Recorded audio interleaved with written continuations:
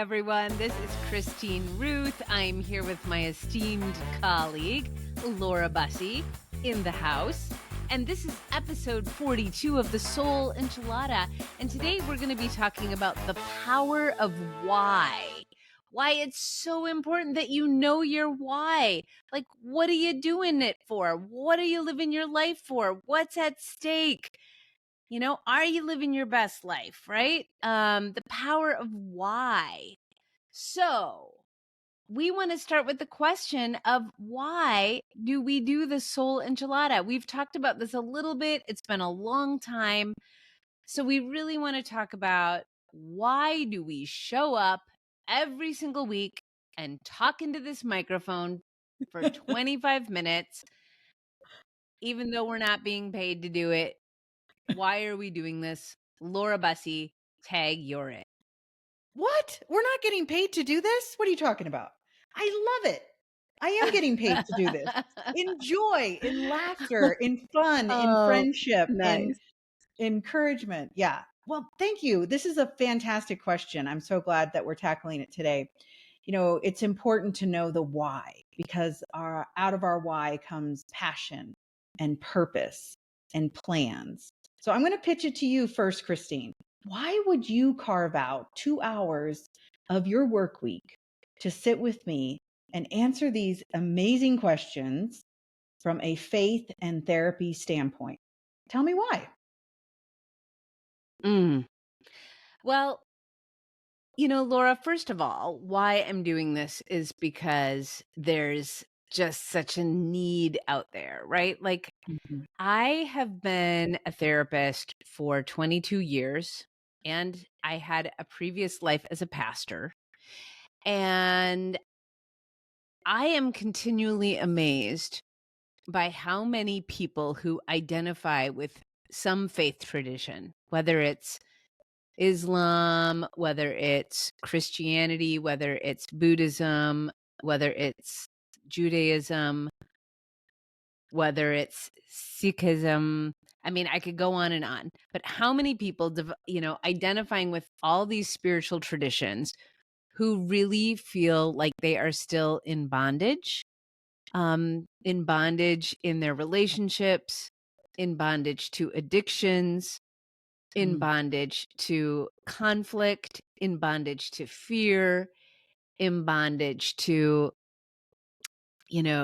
sadness, depression, grief, frustration. I mean, we could just go on and on. And, I identify with Jesus or following Jesus. I respect people who don't. But there's a verse in the Bible that I always resonated with, John 10:10, where Jesus says, I've come that you might have life and that you might have it to the full. Some translations say that I came that you might be living the abundant life. And I hit a season of depression for sure a few years back and started asking questions for myself. I mean, part of it was that I was having marriage conflict that I was avoiding. Part of it was that I was in a job or a career that was no longer feeding me, or I wasn't doing it well, or managing healthy boundaries. But I hit a time of depression, and I would say it lasted 1 to 2 years. It wasn't just, I'm in a bad mood for a few days. And I really had to do some hard work about, first of all, noticing, wow, am I living the abundant life? And at that point, I mean, I have to say the answer was no. Like, I wasn't living the abundant life. And the people around me who were, in a sense, quote unquote, doing all the right things, right? In the evangelical church, people will say, oh, have your little quiet time every morning and read your Bible and do these spiritual practices, and it will make you, it'll give you the abundant life. Well, that was not working for me. I was doing, quote unquote, all the things, and I was not living the abundant life. And so it really sent me on a rabbit trail as I tried to dive deep into what is it that my soul is longing for and desiring, and what is my why and purpose in this life? Like, what is that thing that when all the shit goes down, I can say, this is what I believe in. This is what I'm committed to. This is my line in the sand. And I wanted everything to flow out from that. I didn't want it to just be this kind of, oh, I have this, hobby on the side where I do something purposeful or meaningful. I wanted my entire life to radiate out of that place of clarity and courage and, an abundance. And I feel like I started changing a lot. I mean, I left my job. That was a very high security job. I was working in a church where I was being paid really well. I had amazing insurance. I had incredible independence, but I was unhappy. And I, left that career. I left some friendships that weren't making sense. And I really started kind of turning over the tables. I always think of the image of Jesus turning over the money changers' tables in the temple. Like I started turning over the tables and kind of starting over again and going, what is that? What is it that I was put on this planet for? And how do I start living every day out of that clear place of abundance? I mean, that's how I would start answering your question, Laura. Wow, that is amazing. You just gave us so many visual pictures and illustrations of things that we can think about in our own life. I just had this image of all these different tables set up like in my front yard or in my house. As women, we try to do so much. And I just pictured like tipping over multiple tables and letting them collapse to the ground and saying, that's not worth my time. That's not worth my effort. That's not worth my talents. And when you said, what was the one thing I was put on this earth for? Oh man, that is hard. And that is very, very convicting. Whew. Why? Oh my goodness. I'm going to share real quick that I didn't plan on doing this, Christine. Like this wasn't on my list of things that I was endeavoring to do. Like, hey, let's start a podcast. I Let's have a feel like podcast. No. yeah. I feel like this came out of the darkest season of my life. This came out of walking through the darkest valley after losing my son, Evan, who was only 23 at the time, to depression and suicide, and reaching out to you because we were friends. And then for a while, you were my counselor and we were working together as colleagues and you were my counselor. And then you were like, nope, we can't do this.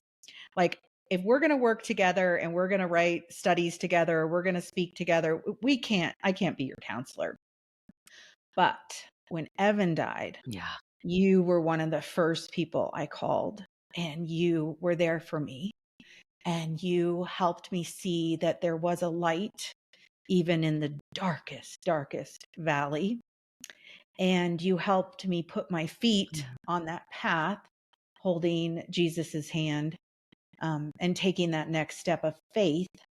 And it was walking, I realized that I could never do this life with just faith. I know I disappoint people when I say that, particularly if you just think like, God is it. All I need is God. All I need is faith. Yeah, I needed an enormous amount of faith to take steps forward, but I also needed an enormous amount of counseling and help. And I know that from Evan's life, that if we had put all of our eggs in the faith basket, we would have been falling so short of what he needed. We needed a wraparound support system for him. And I know right now many people are thinking of someone in their life that they love who struggles with mental health issues. And I hope that you'll agree with me that faith is absolutely a lifeline. We need our faith in God, but we also need a lot of other lifelines. We need therapy. We need medication. We need help from people who are experts in the field. And so when this opportunity came about, it wasn't even an opportunity, it was more like women were asking us to do this. I said yes, because I wanted to have purpose in my pain.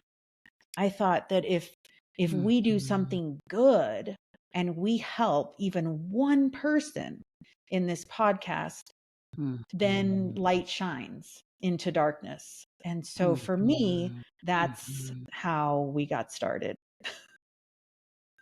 Let's talk more about your why, Christine, and how this why can encourage other women to find their why. Why do we need a why? Why do we need a why? Yeah. Well, I love Simon Sinek. Simon Sinek wrote a book. Laura, I think you even have it. Start with Why. And Yes. I wasn't familiar with his book. I saw his YouTube video when he did a TED Talk. And it really, when I first saw his TED Talk, and we'll post it in our show notes, about Start with Why. It really had an impact on me because my life was filled with what? My life was a constant to-do list. I felt like I would wake up in the morning and go to bed at night with to-dos, to-dos, to-dos, to-dos, to-dos. And of course, the to-do list was never done. And people would challenge me about my bad boundaries, especially my partner, who would say things like, wow, you're never home. You're always busy. You're always distracted. You're always preoccupied. And I had no defense. Like, it was true. It was true. I was always somewhere else. I was never here. And a big part of that is I was living a really reactive life. Meaning I was just reacting to whatever crisis was in the moment. And I was very externally directed. So if my kids needed something, I was there. If my husband needed something, I was there. If work needed something, I was there. And of course, I just felt completely frazzled, running from fire to fire to fire. I was in survival mode. And, obviously it was a process. I didn't see Simon Sinek's TED Talk and go, oh, here's my why. I'm going to, break out of this bondage. But it did start clarifying for me something that I had neglected, that I had not figured out what my why was. And by the way, I think our why changes with every season. So we have to revisit the question of our why over and over again throughout our life. And as women, for instance, every 7 to 10 years, we go through major developmental milestones. We become, in some senses, a new person. And so, a rule of thumb is every 7 years, at least, if not every year, we need to rediscover who we are. And again, what the power of our why is, what our why is. Otherwise, rather than being internally directed and leading from a place of soul, what my soul is longing for, what my soul is desiring, where Holy Spirit, in my way of thinking about spirituality, where Holy Spirit is leading me, if we don't lean into that, we are externally directed and are constantly living the reactive life. and it's a high, adrenaline life. There are lots of lovely things about busyness. And it's fun being busy, and it's fun running from thing to thing, and it gives me an adrenaline rush, and I like the cortisol, I like the dopamine. But it's also an addictive lifestyle, and it leaves you feeling empty if you don't get clear on your power of why. Mhm. And so, right, so how do we figure that out? We've talked about this a little bit in other episodes, but for me, it was a journey into going, what is that thing that makes me, come alive? The thing that I love to do, the thing that I do when nobody is paying me, when nobody's watching. What is that thing that I love to do where I feel like I'm most in my flow? And I love the word flow because it's that sense of you're in your flow, it's effortless, you lose track of time. Anyway, that thing that I do is talk to women about their relationships and their challenges. Like, I've been doing that since I was a little girl. And in middle school, I got an award or whatever. I got chosen by my peers as a peer helper. And my peers in middle school said, they asked the question, who would you go to with your problem? And they listed Christy Haas. And so I got trained as a peer helper by my guidance counselors. And I knew at that point, like, this is what I love to do. I would do this all day if I could. And it's the thing that, it's my superpower. It's the thing I most love to do and when I'm most in my flow. And so then how do I prioritize that thing so that that thing is the thing, and let go of all the other things that are clouding up my life? Now, of course, I'm not going to let go of my husband and my kids, but how do I prioritize my why while staying connected to these other powerful things? These other callings or roles that I play in my life as mother, as wife, and hold those into balance. But how do those things flow out of this place of calling and abundance and clarity? It makes so much sense why you said yes to doing this podcast in a hot second. When I told you we had surveyed 550 women and asked them the question of, if you could ask a therapist anything, what would you ask? And so I realized that you knew that there were a lot of people who are going to start off listening to us. And that's why you agreed, because it fit with your why perfectly. Yeah. I grabbed that book, Christine, Simon Sinek's Start with Why. And his definition, I just want to share real quick. It says, why? Very few people or companies can clearly articulate why they do what they do. When I say why, I don't mean to make money. That's a result. By why, I mean, what is your purpose, cause, or belief? Why does your company exist? Why do you get out of bed in the morning? And why should anyone care? So good, isn't it? Yeah, And I love it. he goes on to say in his book that when our why goes fuzzy, I love that word, when our why goes fuzzy, and you just said it just a little bit ago, you said, when your boundaries become obscured or you get so busy and distracted, that would be a good way of showing, like, okay, our why is fuzzy. He says then it becomes hard for innovation and flexibility to exist. It becomes more difficult to maintain growth, loyalty, and inspiration from our original success. So I think it's good for every once in a while, like what we're doing now. We're 42 episodes into this podcast, and we're asking this important question. Why? Why are we doing this?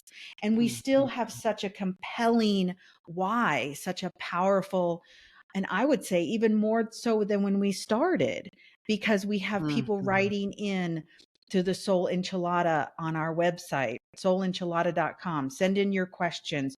We have people going to our webinars that we're hosting once a month. You can find those out on our on our website. We're having one on the 24th of August, a happy hour on depression. Can you believe it? What a crazy mix up for an hour to spend talking about the Ironic, depths right? of depression.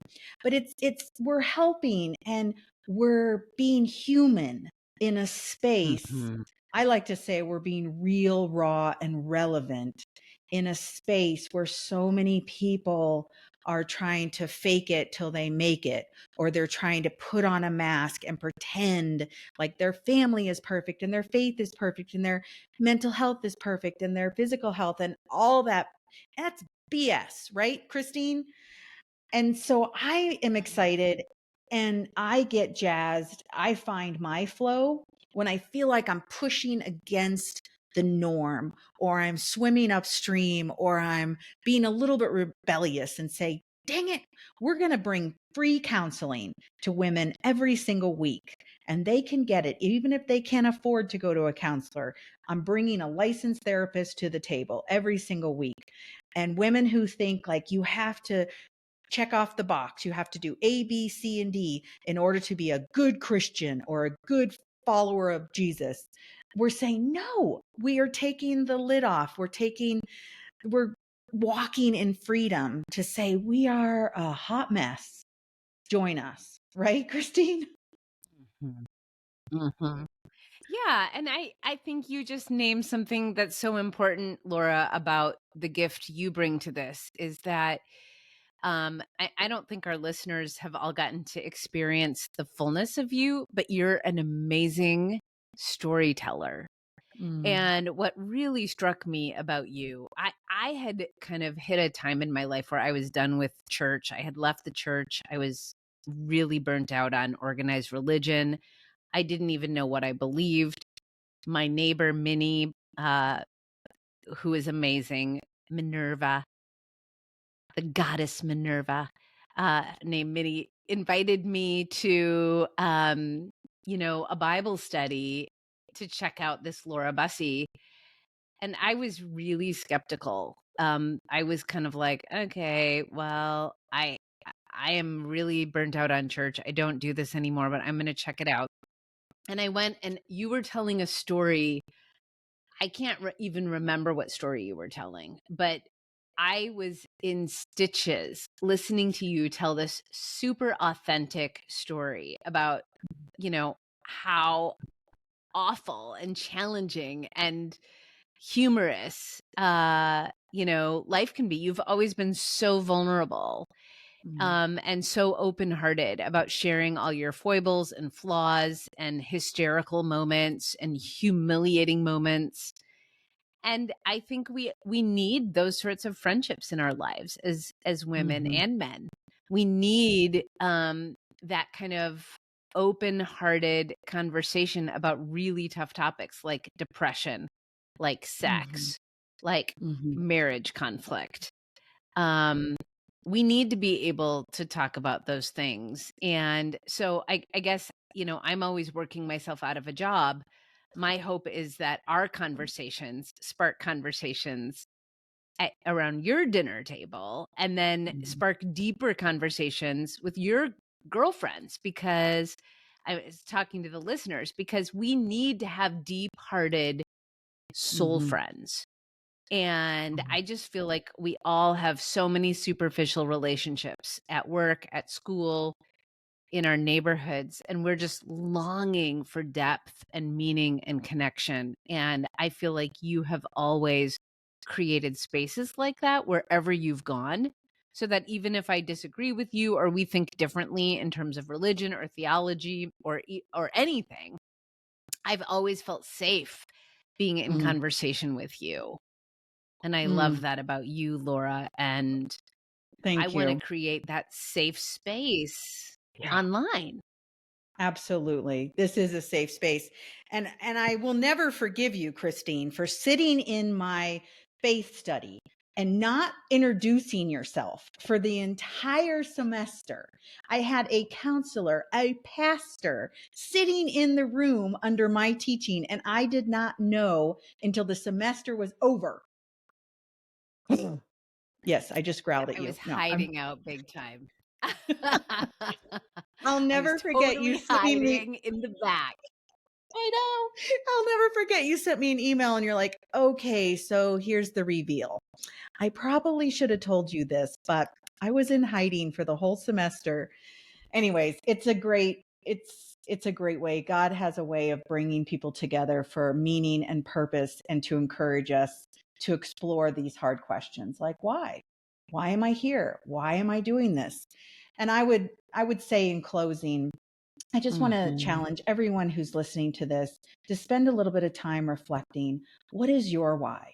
And maybe you have too many tables. Maybe you have too many whys and you need to tip over some tables and revamp your calendar and rethink the way you're spending your time, energy, how you're setting up your boundaries, because your why is precious. Your why lives beyond your Mhm. life. It's how you touch the world, how you serve God and others. And so your why is invaluable, invaluable. Mhm. Thank you, Laura. Such a good place to end. We could talk so much more, but dive into the conversation. And that is episode 42 of the Soul Enchilada.